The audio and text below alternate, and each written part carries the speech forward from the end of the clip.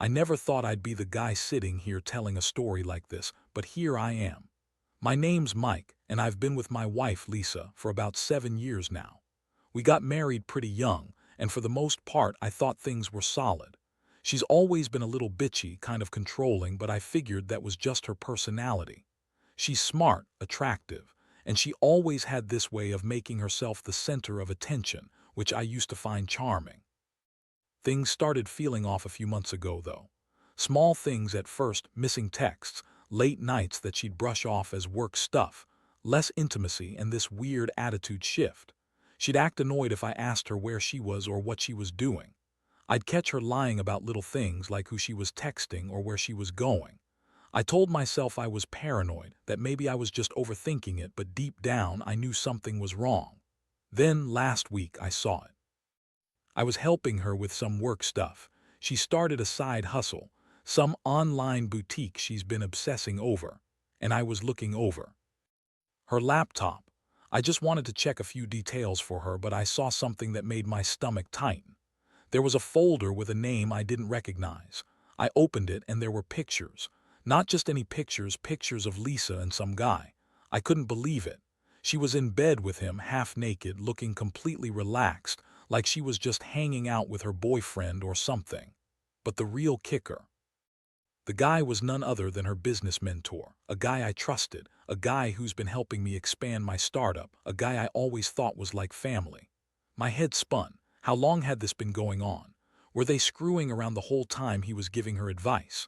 I mean, it wasn't just a one-time thing. They looked like they'd been doing this for a while. The photos showed different times, different locations, always the two of them. I couldn't believe what I was seeing. My mind raced. How could she lie about everything? About the late nights, the texts, the calls. How long had I been blind to all of this? And what made it even worse was how casual. She was in her lies afterward, like I was just supposed to accept her bullshit stories about business dinners, or working late, or just friends. I was furious, of course, but at the same time I felt crushed. Betrayal cut deep, especially when it's someone you trusted to help build your dreams. I kept staring at those photos, trying to process it. I wanted to scream, to throw something, but I just sat there, frozen. I felt betrayed not only as her husband, but as a guy who had genuinely believed in her, in us. How did it come to this?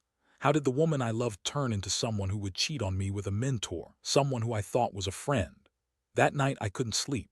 I kept thinking about everything, every moment we shared, every conversation, every laugh. Was it all just a lie? How many times had she lied to me? And the worst part, I knew I had to confront her. I had to get answers. But I also knew that whatever she said, my world was never going to be the same. I was standing on the edge of something I wasn't ready for. Yet I had no choice but to face it. The next morning I woke up feeling like I'd been hit by a truck. My mind was still spinning from the night before. I kept going over the photos, the lies, the betrayal. I knew I had to talk to her, but I also knew I had to be careful. Lisa is the kind of woman who doesn't take kindly to being called out.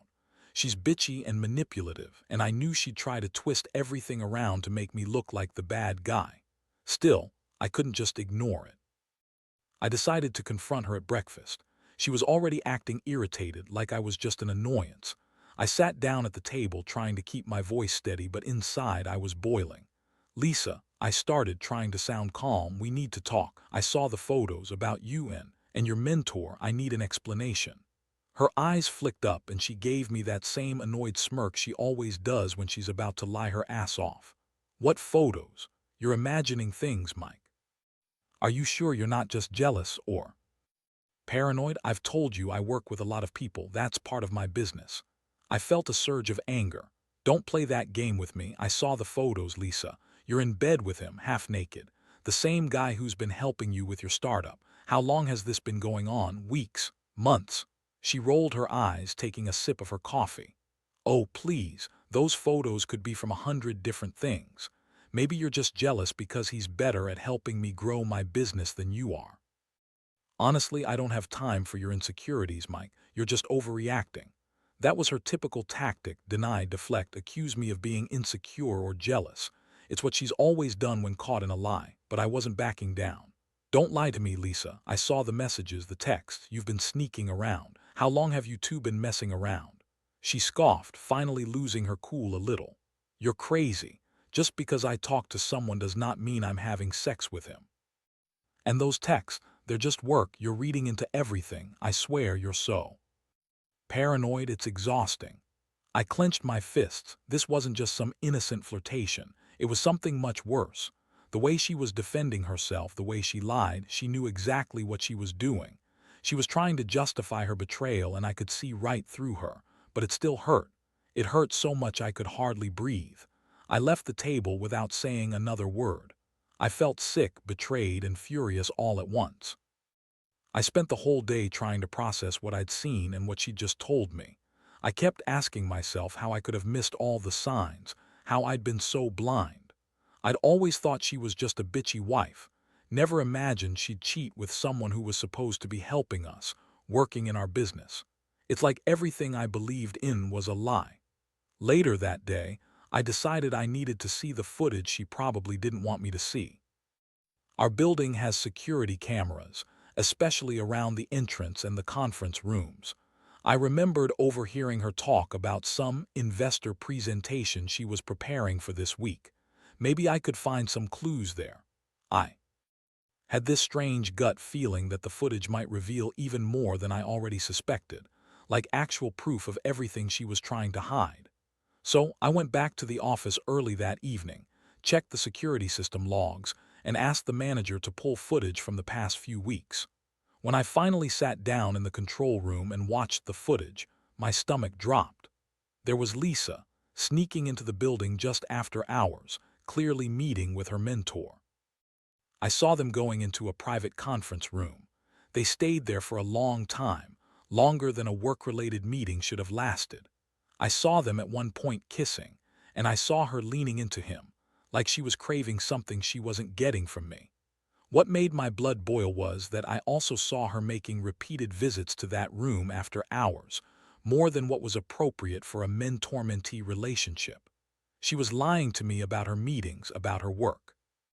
And every time I caught her in a lie, I felt like I was losing more of myself. As I watched, I realized I had enough. I had enough evidence to confront her properly, to show her I wasn't blind anymore. But I also felt the sting of betrayal deep in my chest. I never thought she'd cheat on me, especially not with a man who was supposed to be helping us grow our business. That's what crushed me the most, how she crossed every boundary, every line of professionalism, and turned it into something ugly and personal. I sat there for a long time, staring at the screen, feeling everything collapse inside me. I knew this was just the beginning. I had to decide what I was going to do next, and I knew whatever I chose, my world was never going to be the same. The next few days were a blur of anger, confusion, and a strange sense of clarity. I couldn't stop thinking about the footage, about her lies, about what I was going to do. I kept replaying everything in my head, trying to piece it all together. Honestly, I'd never felt so betrayed in my life. To be honest, I'd always believed Lisa was a bit of a bitch, but I never imagined she'd cheat on me with someone I trusted and who was supposed to be helping us expand my startup. It felt like she'd stabbed me directly in the heart.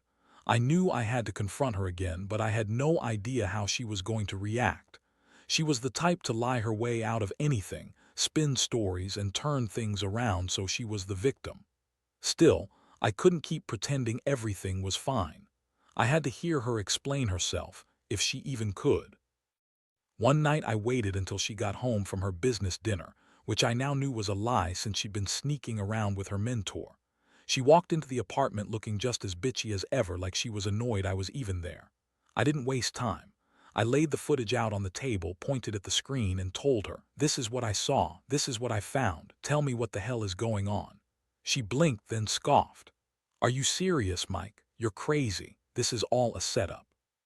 Someone's messing with us. You're just seeing what you want to see." I was furious.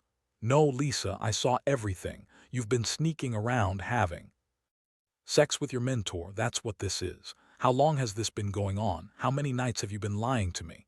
She crossed her arms, her eyes narrowing. "Oh, really? You think I'd cheat on you with some old guy just because he's helping me with my business? That's pathetic. Maybe you're just jealous because I'm doing better than you. Maybe I should leave and find someone who's not so insecure." Her words hit me like a punch. She wasn't even denying it anymore, just attacking me. I felt a mixture of anger and sadness. How could she throw all those years away for some quick thrill with a guy who's supposed to be helping her? And what about the fact that he was supposed to be helping me too? How much of my dream was she willing to sacrifice for her own selfishness? I told her she needed to leave. Not just for the night, but for good. I couldn't imagine being in the same room with her anymore, knowing what she'd done. She stormed out, slamming the door behind her, still acting like she was the victim.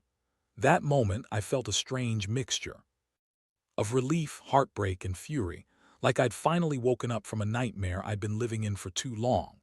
Over the next few days, I found myself spiraling. I'd sit at my desk, staring at the startup plans, feeling completely lost. I'd replay her lies, her dismissiveness, and the betrayal that had shattered everything. I'd never been so emotionally drained. It was like losing a part of myself, a part I didn't even know was there until it was gone. Every time I thought about her lying to my face, I wanted to scream. Every time I remembered the footage, I felt sick all over again. But as much as I was hurting, I knew I had to figure out what came next. I wasn't going to stay in this mess forever. I started thinking about my options. Should I fight for the marriage? Should I cut her out completely? I had no idea. All I knew was that I felt a burning need for justice, for some kind of revenge. She had crossed every boundary, and I wasn't going to let her get away with it, not without consequences. I also started to plan my next move. I wanted her to know I wasn't just some naive husband who got played. I wanted her to see that I had hard evidence, that I wasn't going to be pushed around or lied to anymore. That's when I decided I was going to take control of the situation. I was going to use what I had to make her realize she couldn't just cheat and walk away like it was nothing. She'd always been a bitch, but now she was also a liar and a cheat, things I never thought I'd associate with her, and I was going to make sure she paid for it. There was one thing I was certain about. I was done living in her shadow, done pretending everything was okay, and done watching her manipulate her way out of this. Whatever came next, I knew I'd have to be prepared for whatever she threw at me. But I wasn't going to back down. Not anymore. After that confrontation, I knew I had to think carefully about my next steps. I couldn't just confront her blindly. I needed a plan, especially since Lisa was quick with her lies and even quicker to turn the tables.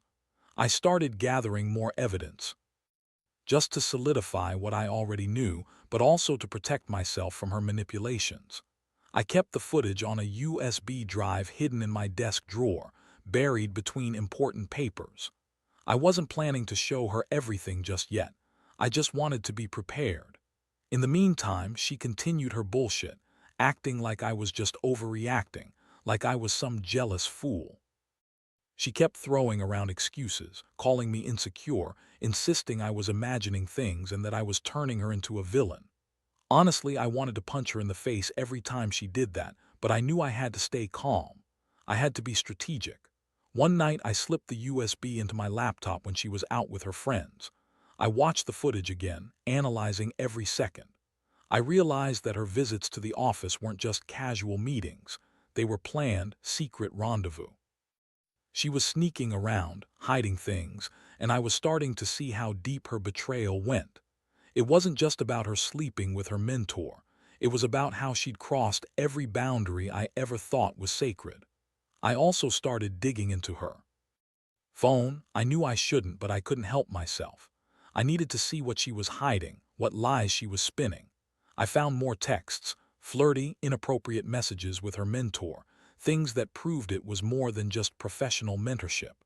They were clearly having an affair, and the way she texted him, the way they talked about meeting in secret. It was like I was reading the script of a betrayal I couldn't believe I was part of. That's when I knew I had enough to confront her properly. I wanted her to see that I wasn't just some fool who got duped. I was going to use that footage, those texts, everything I had to make her face what she'd done. I planned to do it at the right moment, when she'd least expect it, when she thought she was still in control. But I also knew I had to watch my back. Lisa was good at manipulating situations, good at spinning stories, and she'd probably deny everything if I just threw the evidence at her. So I started thinking about my next move carefully. I decided I'd confront her not just with the evidence, but with a plan. I wanted to make her see I wasn't going to be played anymore, that her lies weren't going to hold up. Meanwhile, my head was a mess.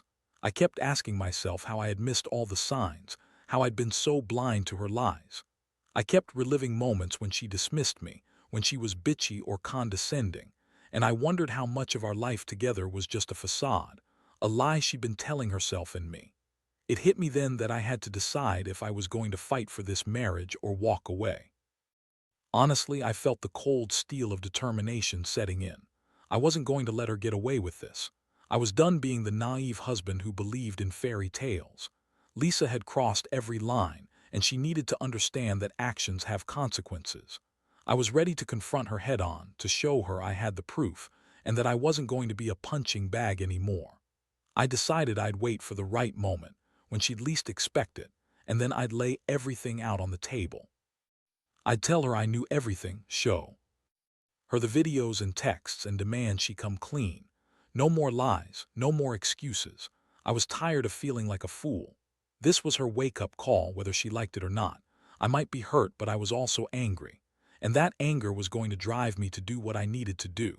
I just hoped I'd find the strength to follow through, because right now I felt like I was teetering on the edge of something I might never come back from. The day came when I decided I couldn't wait any longer. I had the evidence, photos, videos, the texts, and I knew what I had to do. I planned it carefully. I wanted her to face everything at once, to see that I wasn't just some naive guy getting played. I wanted her to realize that I had not only caught her, but that I'd been doing my homework behind her back, gathering proof she couldn't deny. So I set the stage. I told her I needed to talk, that I had something important to say. She looked annoyed, as usual, like I was bothering her. That only made me angrier. I told her to sit down and listen. I pulled out the USB drive in her phone and I played the footage, scrolled through the text, showed her the pictures. I let her see her own betrayal right there in front of me. Her face twisted in anger and surprise. She tried to deny everything, said I was crazy and stalking. When I confronted her with specific dates and times, her excuses crumbled. She tried to spin it, said it was just work, that she and her mentor were just friends, that I was paranoid. But I wasn't buying it anymore. I told her I was done listening to her lies, that I knew about her sneaking around, about her cheating, about the fact that she'd crossed every boundary I thought we had. Her reaction was typical, bitchy, defensive, and manipulative. She started yelling, calling me crazy, accusing me of controlling her, saying I was just insecure because I can't compete with her mentor's charisma. She threw out accusations that I was unmotivated, that I was jealous and possessive. But I didn't care. I just kept staring at her, watching her squirm, knowing I had everything I needed. The moment I finally told her she had to leave, she went into a full-blown meltdown. She yelled that I was ruining everything, that I was crazy, and that she deserved better than this. She stormed out, slamming the door behind her, crying and yelling, but I felt nothing but cold satisfaction. It was over. I had finally confronted her, and she couldn't deny the truth anymore. That night, I sat alone in the silence of the apartment, feeling a strange mix of relief and emptiness. Part of me wanted to break down, cry, scream, anything to release the pain that had built up. But I knew I had taken control of the situation. I'd finally forced her to face her actions. The betrayal was out in the open now, and I wasn't going to let her spin her way out of it.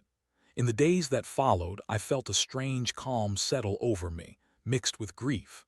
I knew I was making the right decision, but that didn't mean I wasn't hurting. I had loved her, believed in us, and now that illusion was shattered. I realized I'd have to rebuild myself from this, find a way to heal and move on.